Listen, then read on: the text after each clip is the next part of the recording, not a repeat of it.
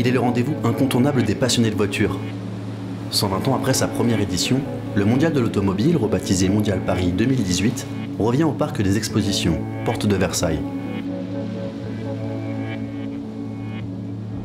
Bonjour, bienvenue, nous sommes au Mondial de Paris 2018. Alors je suis un peu comme à la maison ici parce que j'en ai arpenté des allées. Mais aujourd'hui, le salon revient avec une nouvelle mouture. C'est pas un salon que nous allons visiter, mais 4 salons. Celui de l'auto, de la moto, de la mobilité et des technos. Le secteur auto, il est passionnant, il est aussi plein d'innovations et il doit répondre à de nombreux enjeux, qu'ils soient sociétaux, environnementaux, mais aussi économiques. Allez, on y va ?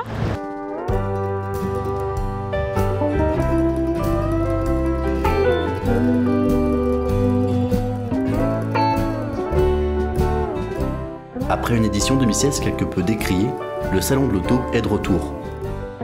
Mais pour que cette édition soit synonyme de succès, organisateurs comme constructeurs ont quelque peu innové. Pour séduire les visiteurs et attirer leur attention, le salon mise comme toujours sur la carte de l'émotion. Animation, stand travaillé, mise en avant de son ADN et de son histoire, rien n'a été laissé au hasard. Mais dans cet univers de passionnés, il est parfois difficile de laisser de la place à l'usage, aux côtés du produit. Alors que les attentes d'héroïstes se font de plus en plus fortes, on oscille souvent entre notoriété et performance.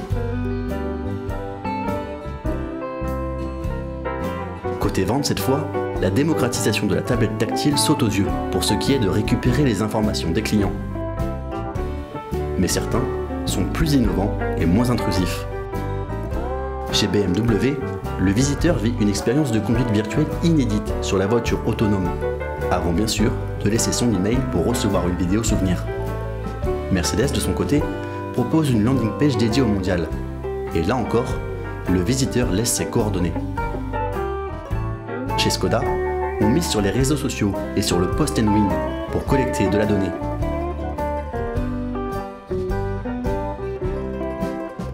Beaucoup présentent des concepts innovants au design futuriste qui laissent présager la voiture de demain. D'autres encore placent l'expérience client au cœur de leur stratégie marketing avec des animations qui en mettent plein les yeux. Mais finalement, ce sont bien les véhicules propres qui sont les grandes stars du salon. Si beaucoup d'hybrides sont présentés, les 100% électriques ou ceux roulant à l'hydrogène sont encore peu exposés. Et pour trouver de véritables innovations, il faut partir à la rencontre des startups dans le pavillon dédié à la tech. Alors, nous allons au Mondial de la Tech. C'est la rencontre de tout l'écosystème du secteur auto, les constructeurs bien sûr, les équipementiers, mais aussi les startups.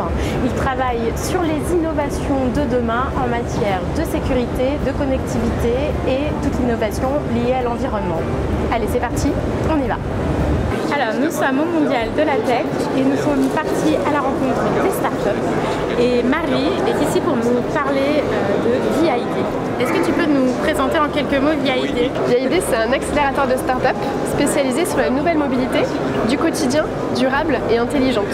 Donc aujourd'hui, VIA-ID a plusieurs métiers. Tout d'abord, on va faire de l'investissement financier auprès des startups de notre portefeuille. On est là également pour leur apporter une valeur ajoutée et une expertise avec l'aide de tous nos collaborateurs VIA-ID qui peuvent être amenés à aider les startups d'un point de vue juridique, marketing, partenariat et autres. Et puis aussi, on est là pour créer des synergies. VIA-ID, on fait partie du groupe Mobivia, anciennement groupe Noroto. D'accord. Et du coup, on va mettre en relation nos startups avec les différentes BU du groupe et vraiment pour créer des partenariats, des synergies. Bonjour Thibaut, bonjour Yann. Bonjour. Alors, si jamais vous deviez me pitcher votre startup, qu'est-ce que vous me diriez ? Alors, on dirait que nous, on propose un service de jockey, entre parenthèses voiturier, qui évite aux automobilistes de se déplacer pour l'entretien ou la révision de leur voiture. Génial. Donc on vient chercher ta voiture chez toi ou sur ton lieu de travail. Quand tu as besoin d'aller au garage, on l'apporte au garage et on te la rend évidemment quand le garage a fini sa prestation. Et la petite particularité, c'est que nous, on travaille directement avec les concessionnaires et garagistes qui eux-mêmes vont proposer notre service à leurs clients automobilistes. D'accord. On est en B2B aussi. Et alors finalement, concrètement, comment ça se met en place votre solution? Alors en fait, elle se matérialise par une plateforme digitale que l'on fournit à nos clients, nos professionnels de l'automobile, donc des concessionnaires, des groupes de distribution ou des garagistes. Et en fait, ils vont utiliser la plateforme Convoicar, donc ils ont une page internet sur laquelle ils vont pouvoir réserver, prendre rendez-vous en quelques clics pour un jockey, réserver un jockey. Et derrière, on a toute une plateforme qui permet de communiquer avec nos jockeys en direct et surtout communiquer avec l'automobiliste, puisqu'on est capable de pousser des mails de confirmation de rendez-vous, des SMS. On a une plateforme de paiement aussi pour gérer les paiements des prestations et on a aussi la possibilité d'envoyer des documents directement aux automobilistes. Donc on vient digitaliser la relation à 100% et éviter de passer trop de temps au téléphone. J'aimerais que vous puissiez nous parler de cette nouvelle version du mondial de l'automobile. Comment on en est arrivé là? Je suis content que le définissiez comme nouvelle version parce qu'effectivement c'est ce qu'on voulait faire, qu'on a créé plusieurs mondiaux si je peux dire, parce qu'on a le mondial de l'auto, le mondial de la moto, le mondial de la mobilité, le mondial tech. Aujourd'hui c'est une marque mondiale.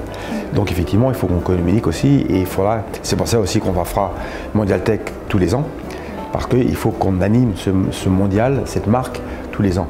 Donc avec mondial tech, mais pourquoi pas d'autres événements autour. En fait, ça va plus être simplement le mondial. Mais c'est pas uniquement le mondial tous les 15 jours, uniquement tous les 2 ans. Voilà.